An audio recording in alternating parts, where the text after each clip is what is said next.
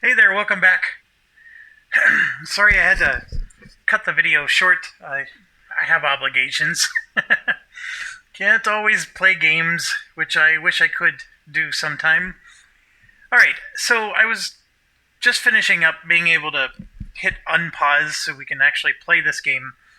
Um, you can see here that there's these three that are up to the top, and there's this little arrow. I actually don't know what that arrow signifies, but these are the three important information tabs, and then these ones are just nice to have tabs. Um, I know a lot of people will recommend that, so I'm skipping this one for now.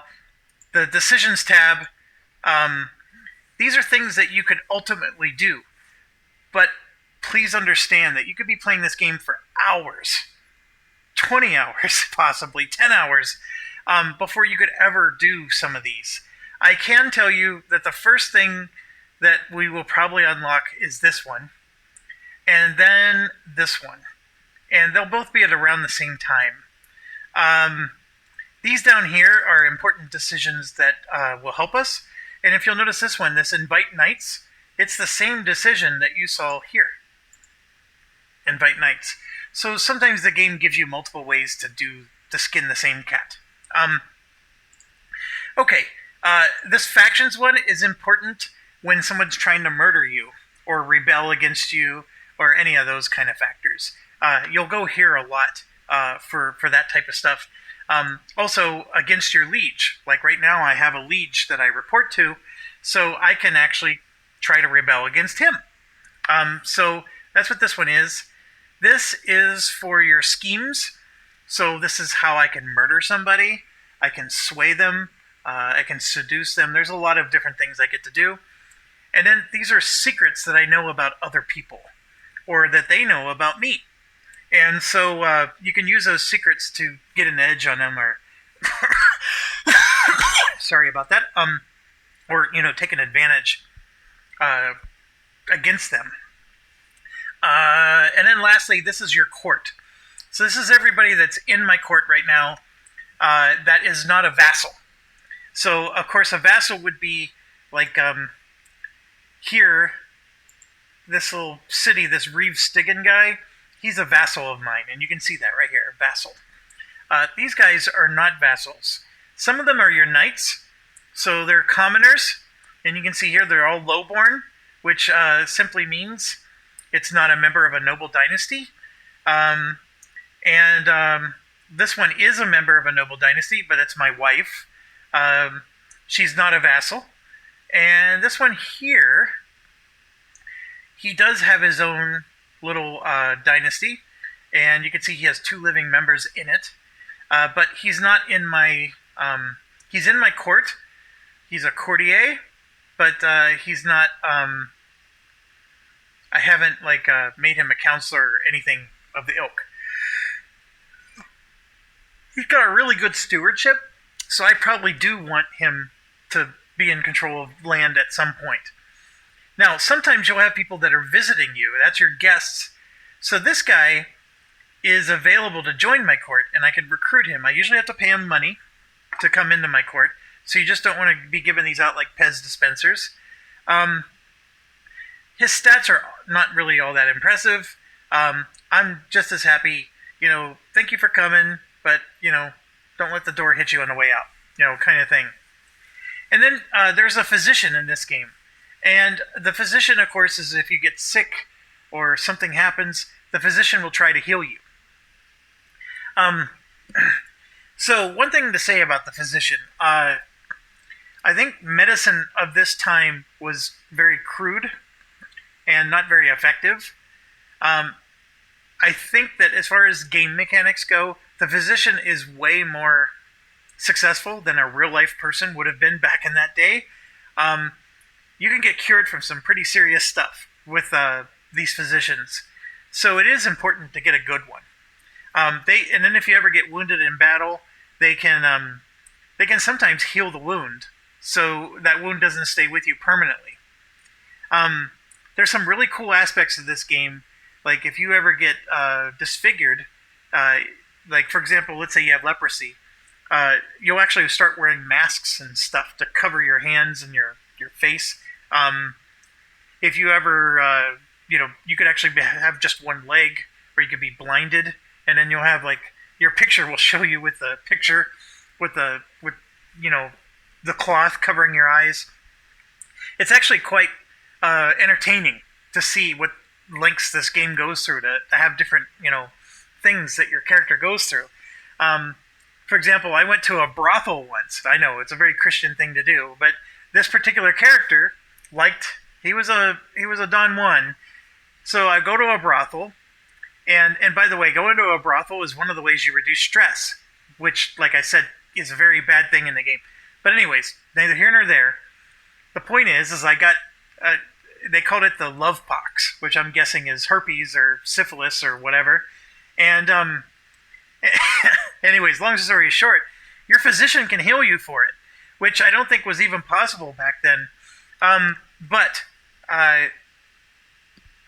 the physician is also like rolling the dice. Like, they'll give you different levels of treatment. Like, don't do any more than necessary, or let's just take a big gamble. And if you take the big gamble, the physician will either have a miracle success and you'll get cured from cancer, or the physician will screw up so badly that your health just got 10 times worse. So anyways, I highly recommend that you get a physician. They cost money, though, to hire initially. I don't think there's a monthly maintenance. Now, the best physicians are the ones that have this learning trait. Remember how we have a military one that was red? The learning ones will look like this. Those are the best physicians. But this guy happens to be a bishop. He's not going to be a physician for me. My wife, for example, could be a physician, but her learning trait is really poor. It's only a 5. So probably not the best of ideas. But anyways, what we can do is we can click on this, and I don't think it costs me anything. And sure, let's just see if we can find a physician. So we'll get that started. I don't have enough money to hire one. Okay. Alright, so let's get to what do we need to do so we could start this dang game. The first thing is we've got to look at our council. The council here, there's 6 spots. One of them is filled by your wife, your spouse. So I guess you could have a husband. Don't mean to be so particular there. Obviously, she likes me. You want green numbers here. That means that they're not going to rebel against you or try to murder you. And yes, my wife has tried to murder me before. Not this particular one. But one other thing about my character is that he is just. The just aspect here means, see, his intrigue is -3. Spying and all the, backstabbery type stuff is not his thing. So if you start doing that, he's going to gain a lot of stress. He's also honest. So he has a very negative impact on deceitful characters. And then this part here, the virtuous to Catholics, we'll talk about that in a second. And you'll see that his has a green barrier. And then if it was a sinful character, like, adulterous or lustful, it'll have a red around it, just like this has the green. He's not the kind of guy who's going to want to cheat on his wife, for example. There's no other way to put it, but you can start having a fancy view of your daughter in this game. You can... the game actually has, like right here, you can see that they're, in this orientation, and I'm trying to avoid YouTube censors. There's also all the variations of orientation that you can imagine are in the game. And yes, your wife could be not interested in you, but she still will produce children for you because that's her duty. That's an interesting thing about this game, is they will do their duty. And, because, back then it wasn't about love all the time, right? Well, a key thing in this game is you need children. And you can see here I have 0. I'm only 18, so there's no need to panic yet. But if I was 40, I'd be panicking. Especially if she was 40, right? because her ability does go down. So with that being said, one way to increase the chances of children is to seduce them, and that'll make them your lover, or you can romance them, which makes them your soulmate. And with this particular character and this particular wife, the soulmate thing is 100% guaranteed. She just loves honest, just, and gregarious people, and diligent people, which is me. She loves everything about me. And she has a very high opinion of me already. So I basically can't fail. So I'm going to go ahead and do that. And you get to pick like how you want to declare your love to the person. So I'll write her a poem. And then it's, your presence is the rock I cling to in stormy seas. I wish only to feel the embrace of your love, that I may know the depths of your love. You put Aphrodite to shame. The waiting is unbearable. The thought of rejection makes me sick to my stomach. Well, I cannot encourage you, Earl Alfred. I am most grateful for your kind words. Yours faithfully, Aylesworth. So she won't resist my charm for long, and then it says, my scheme continues. And even if you're like trying to murder her, this is how it plays out. Like you'll get sometimes you'll just get a nice little message like that with it continues. Sometimes you'll get choices, and depending on your choice, you can make it worse or better. This was just an informational thing. Okay, so that scheme is going to be ongoing, and over a period of time, it'll eventually reach its end, one way or the other. And the scheme shows up here. That's what this is. So this, by the way, is the intrigue tab. So now my scheme showed up. I'm trying to romance Countess Aylesworth, and it's going to take roughly 9 months. It's an estimate. It's never spot on. So that's where it's at, and it always gives you a percentage chance, and it truly is dice rolling. I mean, if it's 66%, I mean, you got a better chance than not. But with 100%, I don't think I've ever failed to do this. So that's why it's one of the first things I like to do. Okay, back to the council. So what does your wife do for you in the council? Well, she does several things. She can assist you. And so one of the things, let's bring her up.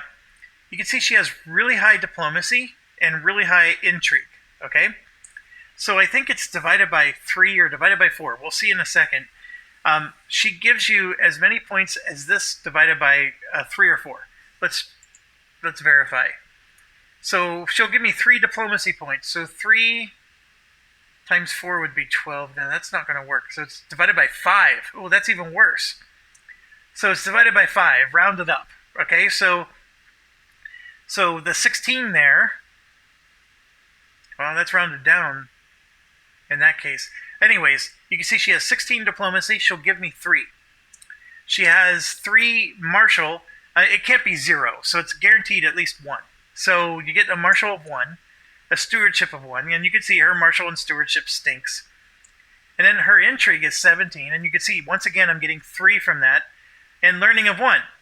So right now, that's what she's doing. And so my numbers here are all being boosted from the spouse, and you'll see that. I'm getting 3 from the spouse towards my intrigue. So otherwise, my intrigue is only a 5. And then here, I'm getting 1. Sorry, I gotta wait for that blue circle. There, I'm getting 1 from the spouse. And there, I'm getting 3 from the spouse. So that's one option. The other option is you could just simply say, hey, I want her to help me with politics, diplomacy. And there, it's divided by 2. So you can see that 16, I'm getting a full 8. And so if I click on that, she actually started to like me more. But the reason is because my diplomacy skill went up by 8 points. And if I click on me, see, I'm up to 29 now. Oh, so I gotta wait for that blue circle to finish. There. That circle appears right here. And you can see it was tricky, because if I move my mouse anywhere else, a different pop-up comes up. But anyways, she's given me 8. Now, what does diplomacy do for me? Well, for me, I get a monthly prestige bonus of 21%. And I don't want to move my mouse off of this yet, but I'll show you where the prestige thing, what that means. The general opinion of other people goes up by 21. So she went from 66 to 71 in terms of how much she likes me, because her opinion went up. And what's the difference? 66 to 71, that's what, 5? So it went up 5 points because I guarantee you it's from this 8 diplomacy that she gave me. Otherwise, she's given me 3, right? So there's a difference right there. It's 1 point per diplomacy, right? So she was originally giving me only 3. So if she brought me up by 5 more points, because I told her to focus on politics, and so then her opinion of me went up by 5, and so did everybody else in my entire court. All my vassals, all my knights, everybody. This is affected on everybody. And so it's pretty nice to have a good diplomacy. Okay, then your your effectiveness of your schemes that involve diplomacy, that of course will go up as well. All right, so the marshal, you can see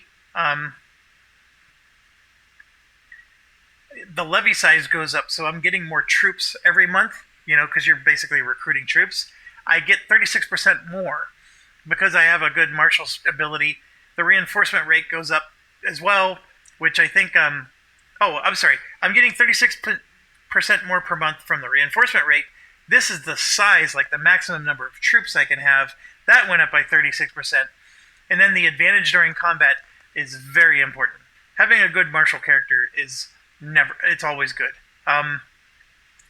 Okay, the stewardship is how you make your money, and it's got a couple important factors. The domain taxes goes up by 24%, so all taxes you get go up. Your domain limit, which is the number of provinces you can directly control, is going up by 4.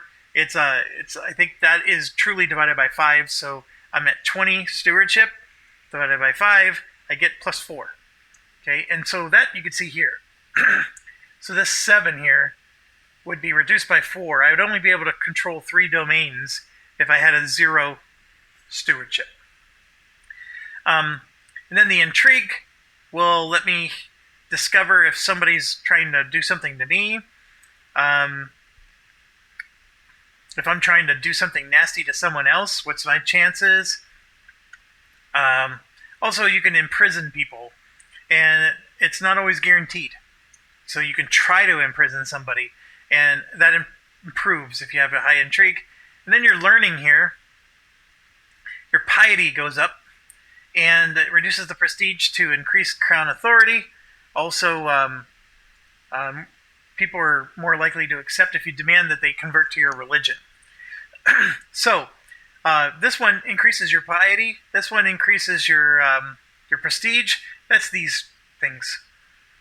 We were talking about that in the last video. So, this part of this 3.6 is coming from my learning ability. So 1.8 of it is coming from the fact that I have 18 learning. And then over here, my diplomacy is giving me a 21% bonus. It's just that my numbers are so low. 20% of a low number is still a low number. But that's where I'm at there. All right. So now that you at least understand some of the numbers, the important ones, and by the way, this is the prowess for if they're a knight, right? And they're in battle. Remember, that's the one that increases damage and whatnot. So now that you understand some of the numbers, then that'll make it easier to understand the council and what you want to do with the wife. This is never a bad option because having bonuses and everything is good. Her skills are, she's very heavy on intrigue, which isn't, super helpful to me. Because, my intrigue goes up. See, she dropped down to 63. My intrigue goes up, but it's not my strength anyways. So, there's like an old saying, I'm a parent. I have 2 kids. Like, one of the analogies is that you can focus on, like, if your kid comes home with a report card where they have all A's and 1 F. So what do? Do you focus on the F or do you focus on the A's? And I think there's like a strengths finder philosophy in this where, we always focus on the F and say, why did you get an F? Why don't you improve and get better at this? And we do that because we want our kids or whoever we're with to be more well-rounded and good at everything, right? But in some reality, you should just take your strengths and focus on those. If somebody gets an F in, a particular class, that just means that that's not their strength. So don't worry about that. Focus on where they got their A's and then focus on those and make that better because they're already strong in that. And so they're only going to continue to be better, and it's something they're probably naturally more aptitude for, et cetera, et cetera. Whether or not you agree with that philosophy in real life, as a parent, I'm faced with that all the time. My kids don't come home with F's, thank goodness. But sometimes, I still have to take on that mentality of, okay, they're not very good at this. Do I really want them to keep playing the piano, or do I want, to tell them it's okay to quit? It's that kind of thing. So with this game, this would be focusing on the F. And I highly recommend not to do that. I think that my strengths are here, these 3 numbers. So that's where I want my bonus. She only gives me a 1 if I focus on the domain. If I do assist ruler, she still only gives me a 1. The only thing she really helps me with is the court politics of that +8. And that's not a bad item, so I'm going to go ahead and choose that. I am missing out on the learning of +1. That would have been nice. When I focus on court politics, I don't get the +1 here or here anymore. But a +8 is really good, so I'm going to do that. I'm going to just take the +8. And so, yeah, my politics number is really good. Okay, your bishop. He does 3 things for you, and he can only do one of these 3 things at a time. So you have to decide. What he's doing here is he's boosting my piety. So that 3.6 number, some of that number is coming from him. And he will only do it, well, I take that back. His number needs to be above 0 here. He has to have a green number and support you, or otherwise he holds back on the church holdings, and I think you lose some tax money. Yeah, there you go. Yeah, that's what it is. The church holdings here. I'm getting $0.4 a month, or 0.4 gold a month, because that number is greater than 0. But yes, by putting this here, he's working on improving my piety. And because I'm Catholic, I get other bonuses. And before we continue, that brings up a good point that has come up several times now. These 3 things at the bottom. We talked about this. This is my house, and I get legacies. We'll talk about that more once we actually unlock it. It does tell you some more things, like this is my maximum strength, and that's actually his maximum strength. He's actually the head of my dynasty right now, not me. But he will die soon. Okay, Catholicism. So this is where I was talking about, like, if you were a Viking, you could have cannibalism as a normal part of your life. These tenets here are what define who you are. And so, for example, under Catholicism, I get these types of bonuses, which I'm not going to go into detail. We'll never start this dang game if we go through everything. But it defines what a sin is. So being deceitful is a sin under Catholicism. Being gluttonous, etc. And then the virtues, one of these I had, honest. Remember, I had that green bar around mine? That's because I have a virtue according to my faith. So that ties in with, what kind of religion you start the game with. And then there's doctrines of your faith. So one is, we're a patriarchy. We're righteous, so opinion penalties of others can be 100%. We can revoke land titles from evil infidels without incurring tyranny. So we can do certain things to people who don't have the same faith. And we get temple holdings, and of course, other Christian faiths that has this doctrine are considered astray instead of hostile. So it means they still believe in Jesus, it's just they're not Catholic anymore. So we would call them astray instead of a hostile religion. Whereas the Muslim faith would be considered hostile in this game, for example. Then you have your marriage doctrines. So what you can do is you can create your own faith, and you could change these to any number of things. Like we could say, hey, we want legalism, and there's bonuses. Like you could read through them. I mean, you could spend hours looking at this. There's esotericism, Gnosticism, hedonistic, all these things. Now, this is the cost. So if I want to do this, this would cost me $250, right? So you're going to see my cost is going up. So to create a new faith, I would have to spend all this money. And then, like for example, if you want it to be an equal or a female-dominated society, you could change that here. And then, like, I think one of the other things was like, okay, your marriage type. You can, polygamous. Boom. I can have multiple wives now. And that's actually how the tribal ones, I think, are set up. So you can see there's a lot of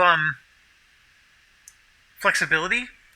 Now, and what's interesting with the Catholic faith is that if adultery is ever discovered, the woman can be arrested, but the man can't.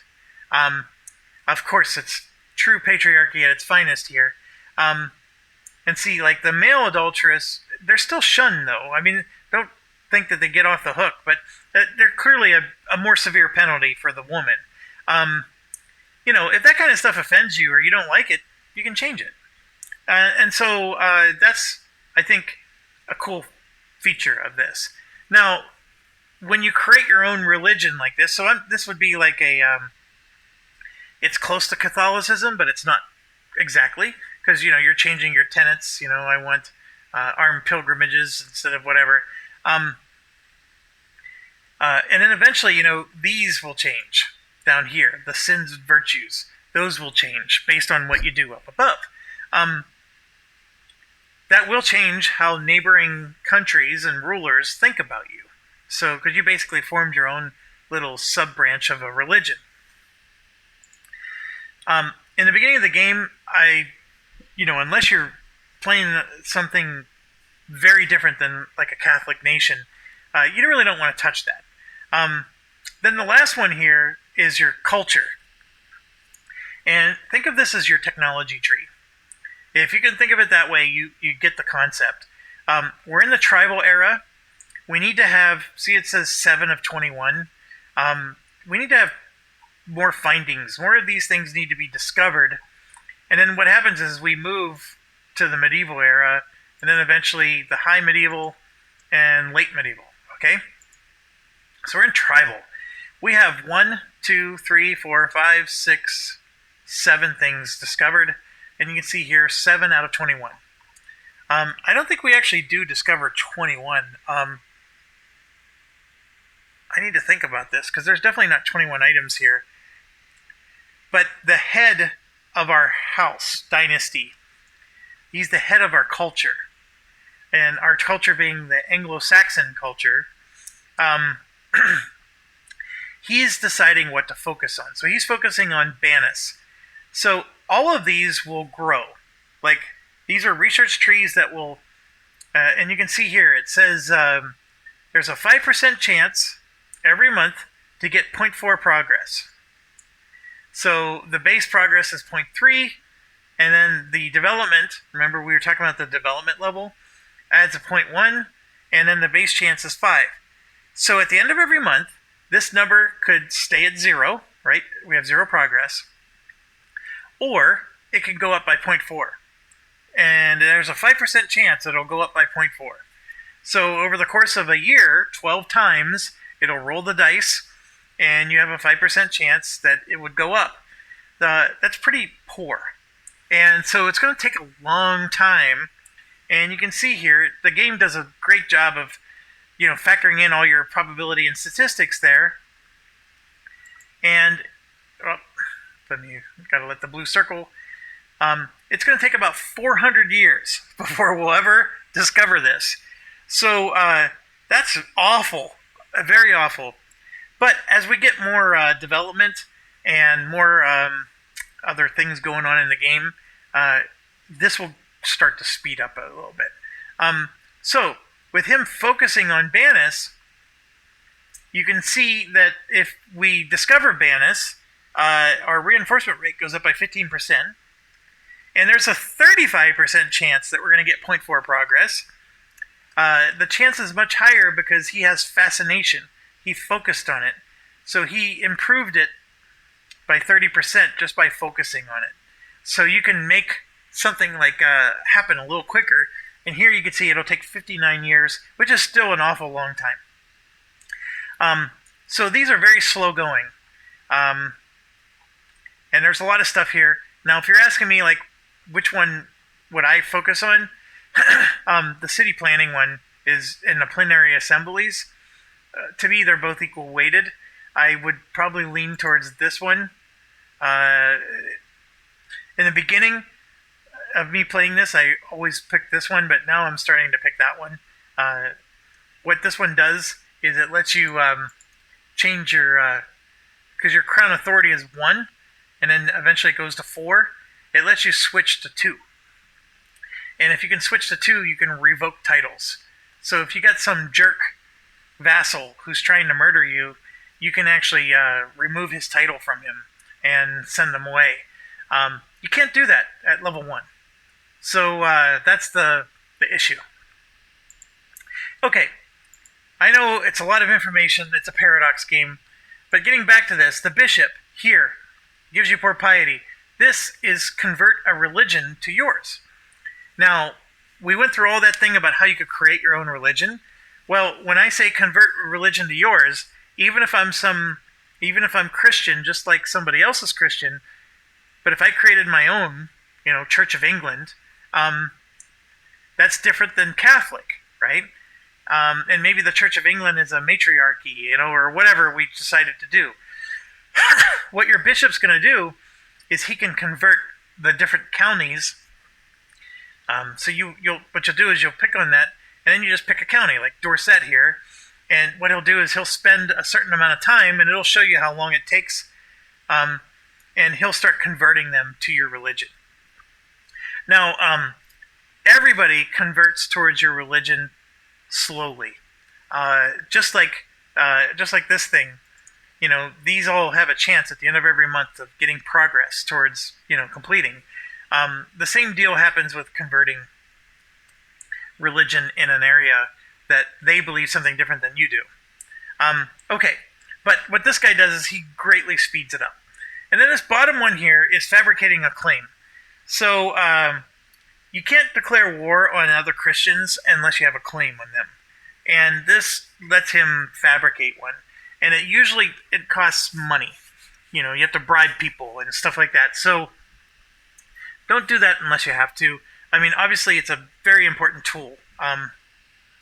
Next, the Chancellor. Now, one other thing is you cannot change your bishop. So if you have a crappy bishop, you're stuck with him. Or you can murder him. That's always an option.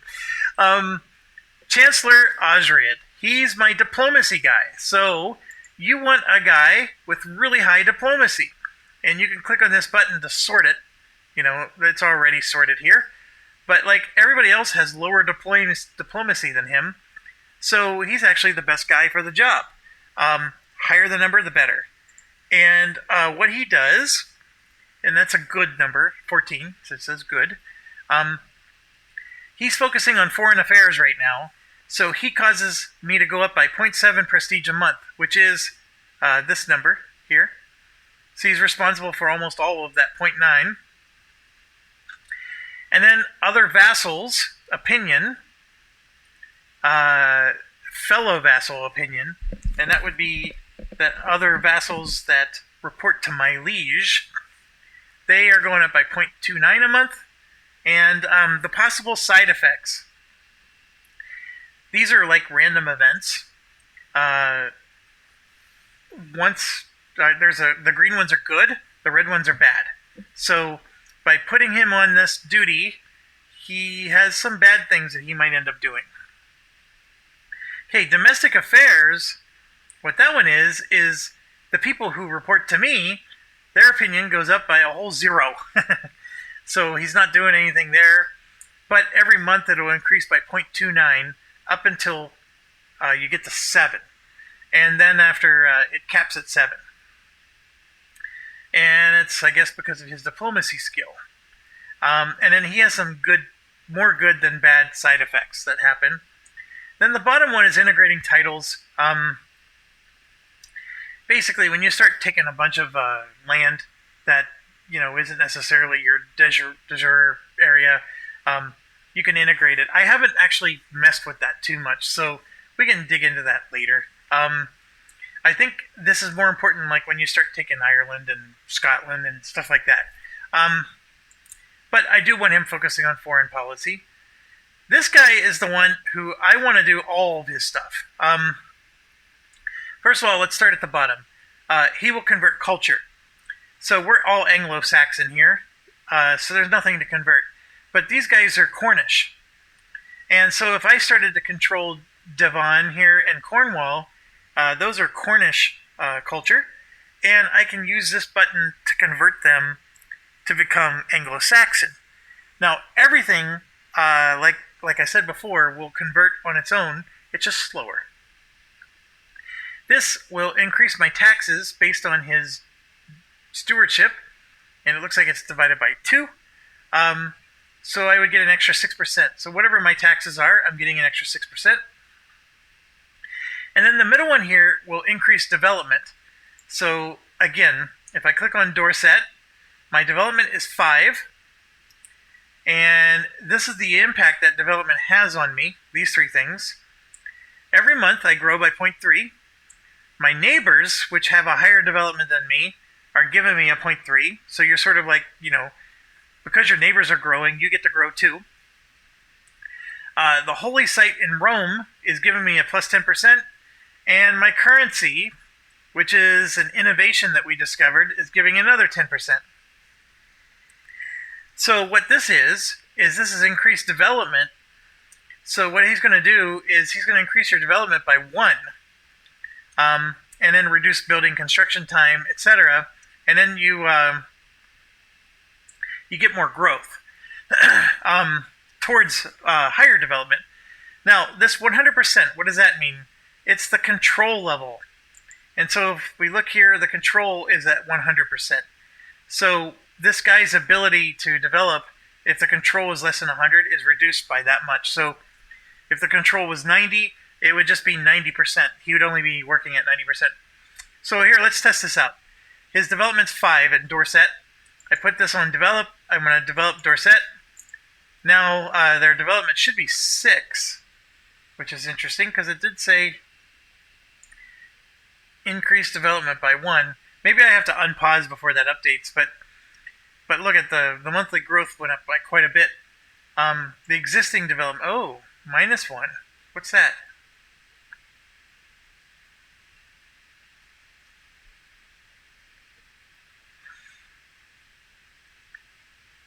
It's suffering from diminishing returns. The more development a county already has, the development growth is penalized. Oh.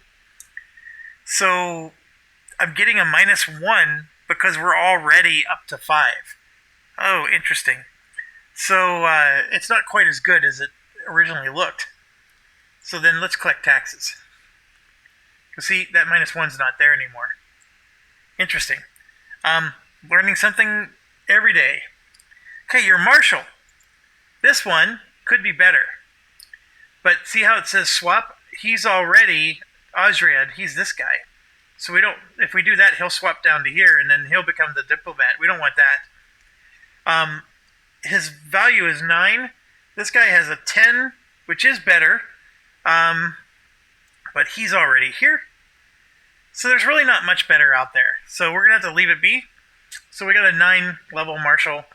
And what he can do is he can organize levies, which is going to give you troops quicker. So every month you'll get more troops.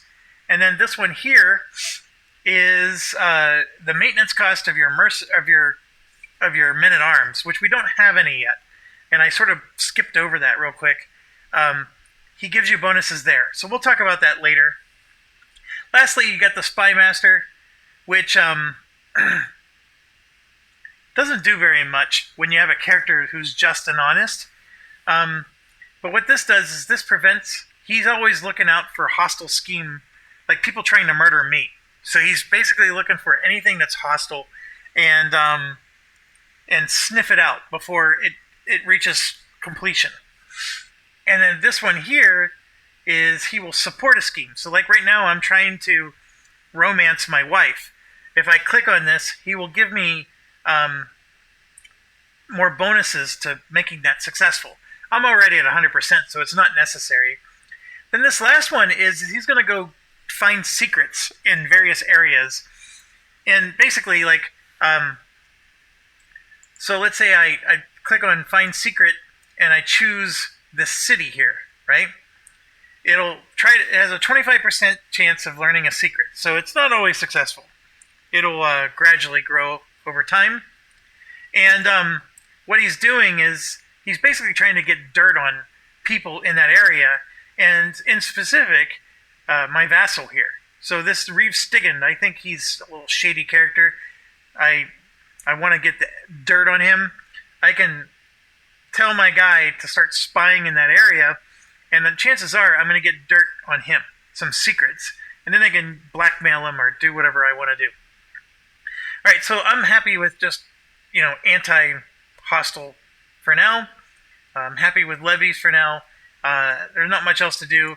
Like we said, we could change this guy to be something else, but I'm not worried about that either.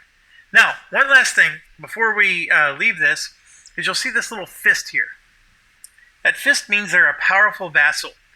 So he expects to be on the council. This Reeve Stigand guy, he expects to be on the council, and if you don't put him on the council, he gets angry with you, and so his opinion of you will drop by a lot. You can still overcome it. You don't have to have him on your council, but if you're worried about him rebelling or whatever, you may want to put him on your council. Because right now, a big reason that 41 is actually at 41 is because he's on the council. See? The penalty is a lot worse than 10, I think, if you take him off the council. All right. Unfortunately, I have only a few minutes, and then I have to leave again. So I just spent another video just going over everything. But let's unpause and play a little. I think I got everything ready to go. I do. So I'm going to go ahead and unpause. Here's the speed. We're going to increase it to 4. Alright. So we formed an alliance with my brother. So I'm allied with him. That's fine. And remember we said we wanted a court physician. So 2 candidates just came forward. This one, Cop Siege, they're saying is quite experienced, and it costs 50 gold. Now, these are his traits, and none of them are helping him to be a good physician. So this is a crappy guy. And that 11 is average. I wouldn't pay 50 gold for that if my life depended on it, and with a physician it does. Now this one is supposed to be not quite as good. She's very fertile, so I guess that helps. She doesn't have any skills either, and her number is 6, so they're right, she isn't quite as good. Now, what's interesting is because of my learning skill being as high as it is, I found this person on my own. Now, this is what you want. First of all, her learning skill very high, and then up here, she's a physician. Now, she's a novice one, but she's at least a physician, and she specializes in learning. This is what you want right here, and she's chaste, and but I'm not trying to marry her, so I'm going to actually choose her. It is going to cost me 50, so that put me in debt. That's not a good thing. And the game goes on. Now I'm going to hit space and pause. Little messages will pop up, and that's just telling me I'm in debt. Thank you for that. Okay, So one thing I can tell you is this guy, if you played as him, see how I can control 7 holdings? He's probably about the same with his 21 stewardship. So if you sit here and look at it, he has 1, 2, 3, 4, 5, 6, 7, 8, 9, 10, 11, 12. See these blue banners here are holdings that he directly controls. And you can also verify that by just looking at this, right? These are all of his titles. It tells you right here. I didn't even have to calculate it. He has 13 out of 7. So he's over his limit. So he's going to start making vassals of various places. So we have claims on these two, right? Because those are our titles, but we have claims that we believe are rightfully ours for Hampshire, London, which is Middle CX, Hereford, and Buckingham. Okay? So, if he gives out a vassalship to, like, London here, that's the big one we're always looking at, I want that. And if there's a vassal that's already in control of it, and he dies and I take over his region, I get the vassal too, and then I can't revoke the title. It's actually a pain in the butt. London will not be directly controlled by me. Why is that important? Think about this. London is the real capital of England, so guess where the best development is? It's a 9. Already got a high development, and it's got 1, 2, 3, 4, 5 regions. And then each region has 1, 2, 3, 4. I mean, this one has 6 spots for buildings. That one's only 3. That was only 3. But you can build a lot of really good buildings. And this one here is actually a special building, which could be phenomenal, right? So you want London, and you want direct control over London. The other one you want direct control over is Kent, because Kent already has the Canterbury Cathedral. And look at this, plus 3 tax a month. Now, it is a temple, so you can never directly control a temple. So this 3 tax a month is going to be subject to his stewardship. And, he's not going to give all of that to me in taxes. He's going to get some of it for himself, and then he's going to pay me a portion. But here's the thing. The 3 a month is still nice, okay? The holding taxes, though, is for the entire county. So you get plus 20% extra taxes for the entire county. So what does that mean? That means everywhere in Kent, you get 20% extra. So that means my castle holding here, any buildings I have, whatever taxes I make, I get an extra 20% bonus automatic because of that. And that is where the true power is. And then I'd build 2 more castles, right? So I'd have 3 castles, so I can directly control all of them, and then have nothing but buildings in all of them, and then boom, I'm starting to make some serious money. Just these 2 alone are what you want. Alright, so let me unpause. Okay, so my romance. I have competition. Somebody is trying to sleep with my wife, basically. Okay, he's one of my own knights, so you got to be careful. You don't want to damage your own people. So if you duel with him, I have a 98% chance of winning because he's a crappy knight. But I could injure him. That's the problem. But I'm going to go ahead and do that because the other 2 are stealthy. I can try to poison him. It won't necessarily kill him. It'll just make him sick. Or I can bribe him to go away. But both of those, since I'm honest and just, will create stress for me. I don't want to do that. So we'll do a duel. And I won. So she saw all of it. My sunshine saw all of it. She has not paid him any attention since. So the scheme for him to romance her is over. I ruined his day. And I gained 150 prestige. So my prestige went up because I won a duel. This number I need to go away. And what I'm looking for is when this gets to 250, I can ask the Pope for some money. That'll help me. Alright, so it's tick, tick, tick, tick, tick, tick. This is a bishop was exposed. It's not necessarily my bishop, but it's caused all of Catholicism's fervor to go down. We can talk about fervor later. but sometimes if the fervor's high, they'll be more willing to go to war, for example, or something like that. So the rain is pouring. She sighs. She's bored. Is my sunshine a cat person or a dog person? So you got to decide. I have no idea what the impact is.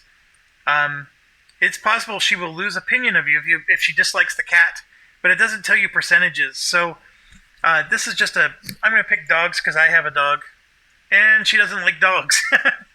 So she's lost 10 opinion of me. So now she's down to 61.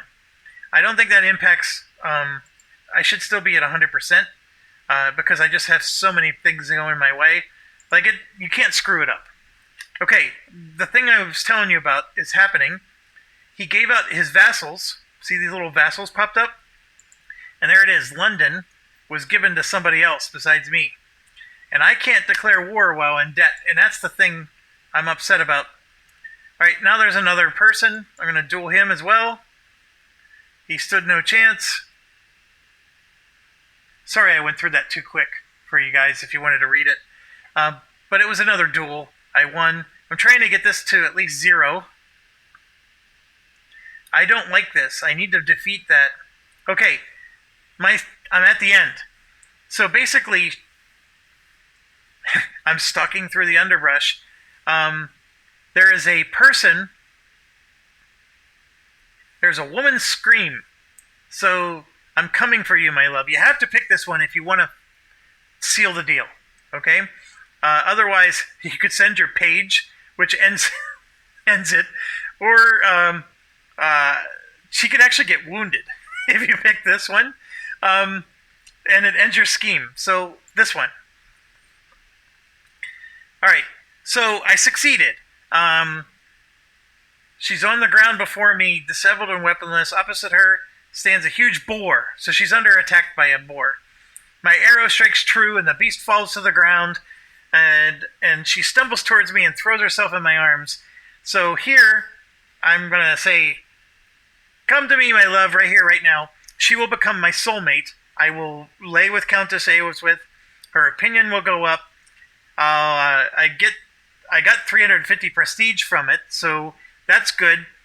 And since she will be my soulmate, we will make lots and lots of children. Or try to, at least, and have fun doing it.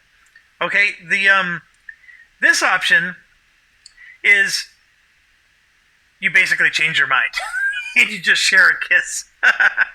I don't know why you would go through all this. I guess the reason you would do it is, look, you got 350 prestige, so you could just keep doing it over and over and keep getting prestige. But there is a cooldown. You can't just do it right away. But anyways, let's make her my soulmate. And as soon as this number gets to positive, which will be next month. All right, I can declare war on this guy. I need that title. If this guy dies and I take over, I can't take that title from him anymore. And the reason is this stupid thing. My crown authority is too low. I can't change titles. Once somebody is a vassal of something, my crown authority is not supreme enough to make a difference. They're still, they're loosely related to me, but they don't really respect me that much. I can't go in and say, you're out of here, this is my castle, not yours. Not quite that easy. And you can't declare war on your own vassals, or at least not easily. But I can declare war on his vassal. So even though we both report to the same liege, we're basically just brother and sister fighting with each other. So I'm going to do that. I'm going to declare war. The one thing that's important is you can't have troops on the map when you declare war. So I'm going to press my claim. So my claim, of course, is for Middle CX, and it's telling me that his troops are vastly inferior, which is what we want. It costs me prestige, so I'm going to lose some of these points, but that's okay. And of course, the guy is going to lose opinions of me. All right, I declared war, so I'm going to pause real quick. They have raise all armies here, but you can go here and say raise all armies, and it's going to raise 566. So I'm going to unpause, and then boom, there's 564. I'm leading my own armies because I'm the best commander there is. And off we go. And I got to get there before this guy dies. And Now, an enemy joined the war, is basically helping him, so that's not good. Alright, there's a battle going on. This number here is the advantage. So as long as it's green, I'm doing double damage to him. And my men-at-arms, my knights, are super powerful. Don't ever underestimate them. We're going to annihilate this guy.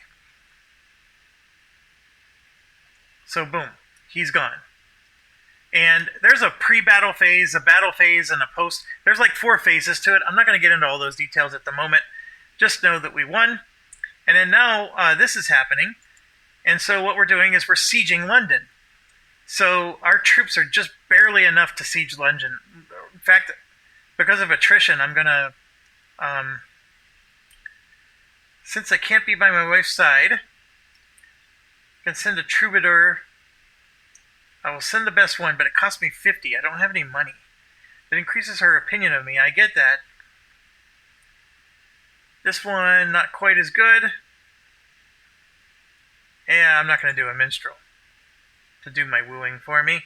She knows I love her. This is letting me know I can declare wars. This is letting me know I can call in an ally. But if you call in an ally, it costs you points. You always have to spend points, so be careful. Okay, here's another battle, which I won, but I got to be very concerned.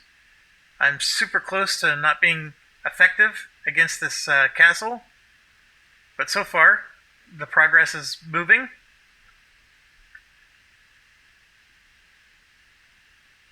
And it's moving, and just a couple of things, like they're starving, so I got a bonus.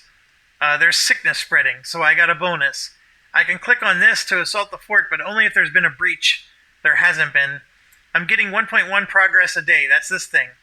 And you can see there, I need 325 total progress at 256. So that number is dictated by this.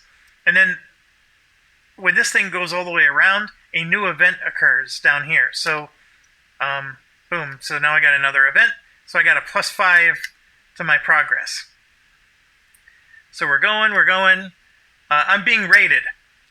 This guy here, Vikings are raiding. And you can see they have a strength of 1,078 with my wimpy 520. Now they're raiding my brother, because that's his kingdom. But it'll be mine soon enough. And boom. I just took it. This little fire here means that that's his capital. And then this little here means that I won. So I can come here and enforce my demands. And all this stuff happens. So I'm going to get the earldom of Middleseax, the bishopric, the borough. Basically, I'm getting the county, is what it's saying. I'm going to gain 20 fame. My allies will share that. I don't have any. So I'll get all of it. And that's him telling me I'm a dork. And boom. I now control London. So if this ever changes hands, I don't have to worry about that. Now, I can declare 4 more wars, 3 more wars. So Buckingham, for example, he gave that to somebody else. And then also this one, Hereford. So I can claim both of those. I can keep going to war. Now, here's the thing. My troops are out. Like I told you, I have to disband the army. Because if I want to declare another war, I have to disband the army and then raise troops again. Now, when you disband an army, it takes 2 or 3 months before you can fully raise your troops again. So you can't just chain your wars together. So maybe with some luck I can get another one of these. But usually this guy dies right around now. Sometimes I don't even take London, and he dies that quickly. Now, obviously, if he never dies, that's another problem. But you do want him to die. It's just that you want to get London first, if you can. And then, of course, Kent, he didn't give to anybody. So if you take over his titles, you'll get Kent yourself. Okay, I have to pause and stop again. So we're going to go ahead and do that. And I hope you're enjoying this. I really do enjoy this game. As we get further in, you'll see some really interesting and intriguing things happen, especially after he dies and his children start to inherit it. I've made so many games where I have 2 boys and one becomes my new heir, and then the other one revolts against me because he wants the title for himself. It's funny. But anyways, I thank you for watching, and as always, stay healthy, stay safe, and stay awesome.